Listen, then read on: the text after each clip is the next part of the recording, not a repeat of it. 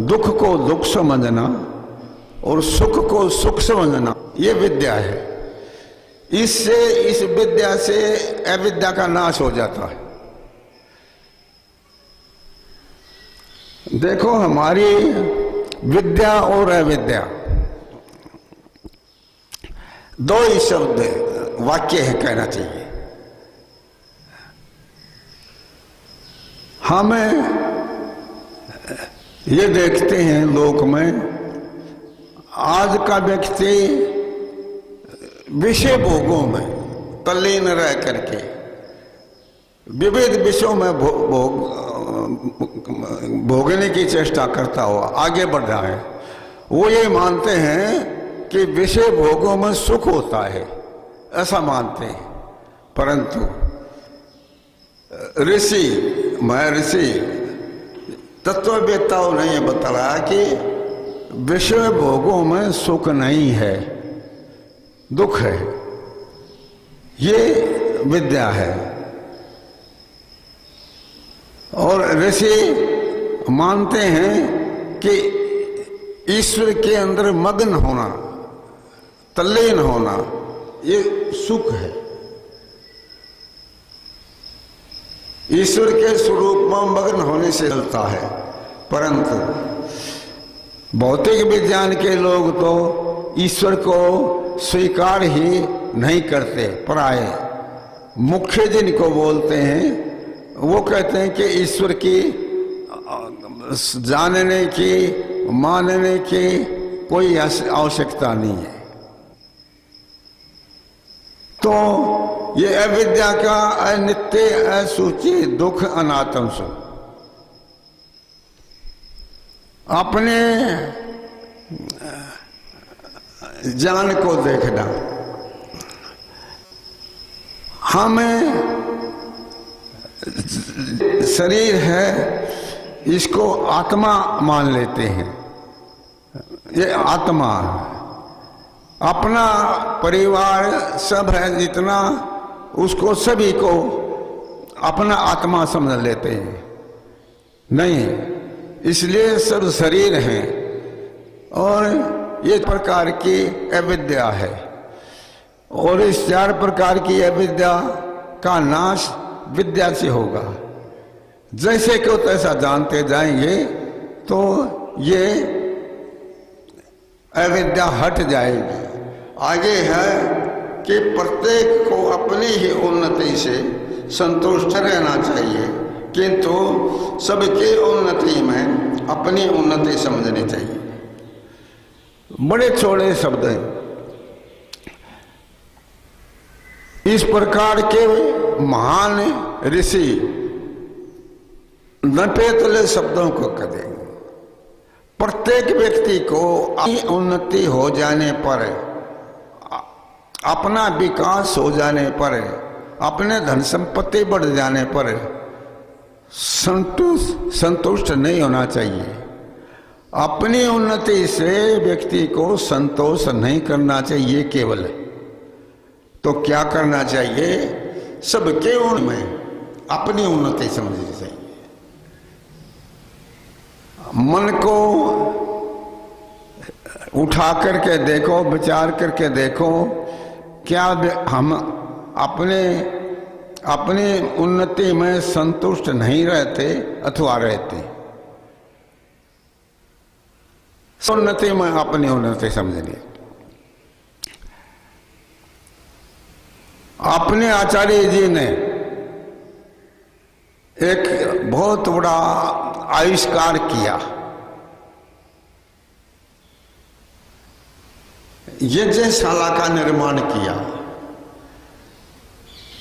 और यज्ञशाला के निर्माण में क्या विचार काम करते थे या करते हैं, ध्यान देना। उन्होंने ये दिमाग में रखा है कि सभी संसार के कल्याण के लिए अग्निहोत्र, यज्ञ, महान कार्य ये निर्मित हो जाएगा तो कल्याण हो जाएगा संसार। इसमें कभी भी ऐसा नहीं सोचते कि मेरी उन्नति हो जाए तो बस ठीक है, नहीं, सभी की उन्नति में अपनी है।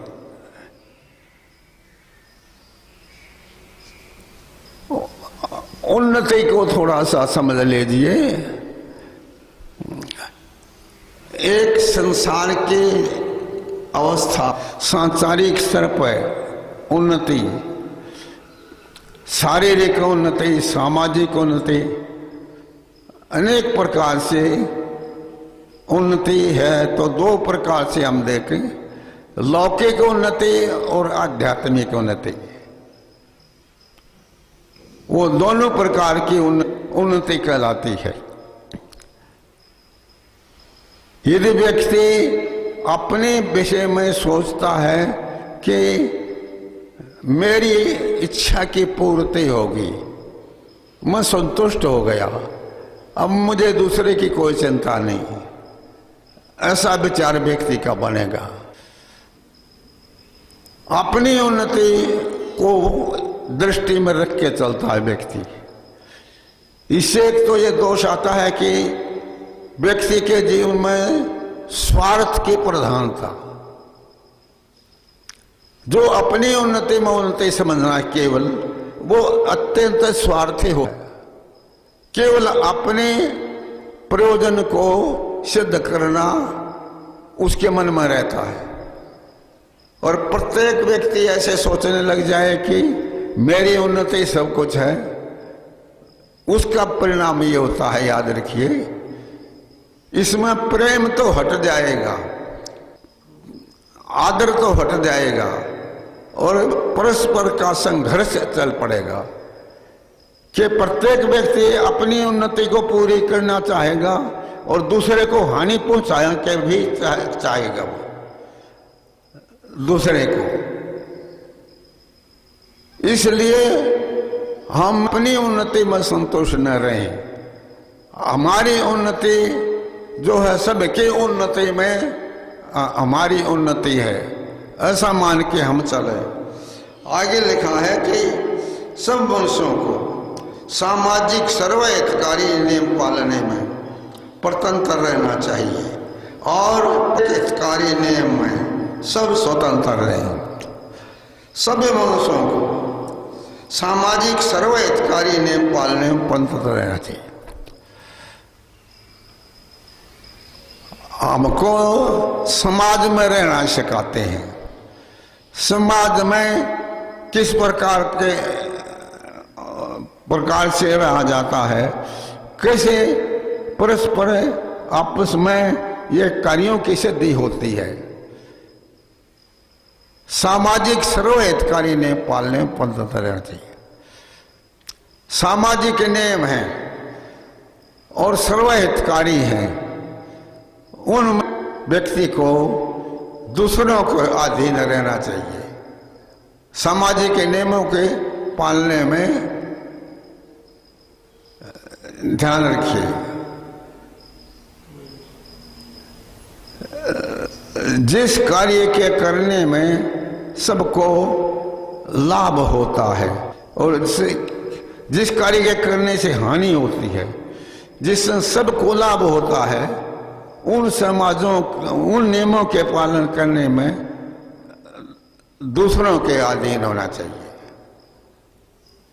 और व्यक्तिगत उन्नति होती है वहां जहां पर व्यक्तिगत उसका संपर्क है, वहां उस कार्य के करने में स्वतंत्र है। सामाजिक नियम पालने में स्वतंत्र रहना। आपने ये यज्ञशाला बनाई आचार्य जी के साथ मिल करके, और इसमें आपका सबका सहयोग रहा।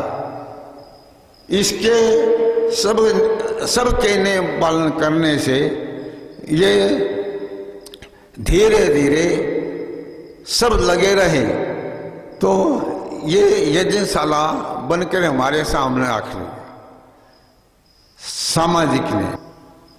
और प्रत्येक व्यक्ति को अपने नियम में, अपना नियम क्या है? अपना नियम ये है कि मान के चलिए आपको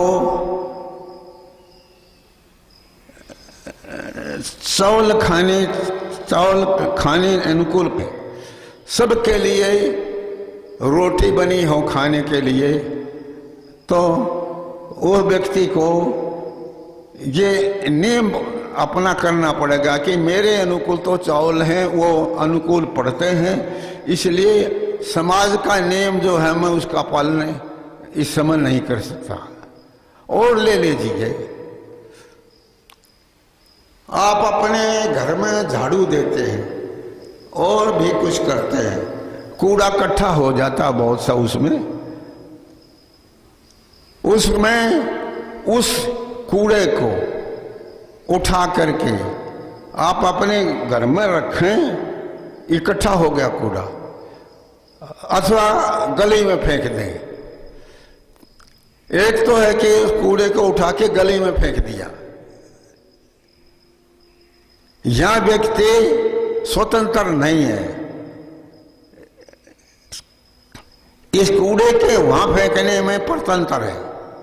वो नियम जो है वह सबके लिए है कि कोई भी कूड़ा न फेंके, अपने घर में रख सकते हैं, इसमें आप स्वतंत्र हैं। इस प्रकार से ओम ये आर्य समाज के नियम, इसमें लिखा था शांति के स्तंभ है, शांति के स्तंभ हैं, खंबे हैं, ये आर्य समाज के नियम। आर्य समाज के नियम शांति के स्तंभ हैं। अब 10 नियमों में ध्यान दो आप दें तो पता चलेगा कि पूरे संसार का कल्याण इन नियमों के ऊपर चलने से और चलाने से होता है। इस प्रकार से हमको करना चाहिए और इन नियमों को अपने जीवन में लाएं और दूसरों को भी प्रेरणा देनी चाहिए। ओम शांति। आज नियमित यहाँ पर गुरुवार के दिन अपना करके आर्य समाज के जो नियम हैं, सिद्धांत हैं, उनके ऊपर अपने विचार व्यक्त करते हैं। हमारा सौभाग्य है कि स्वामी जी के इन विचारों को सुनने का अवसर मिलता है। आगे भी इसी प्रकार संरचना को हम उपस्थित करते रहेंगे और आपको ये अवसर मिलता रहेगा। अब शांति पाठ करते हैं। ओम द्यौ शांतिरंतरिक्षं शांतिः पृथिवी शांतिरापः शांतिरोषधयः शांतिः वनस्पतयः शांतिर्विश्वे देवाः शांतिर्ब्रह्म शांतिः सर्वं शांतिः शांतिरेव शांतिः सामा शांतिरेधि। ओम शांतिः शांतिः शांतिः। सर्वेभ्यो नमः। सबको सादर नमस्ते।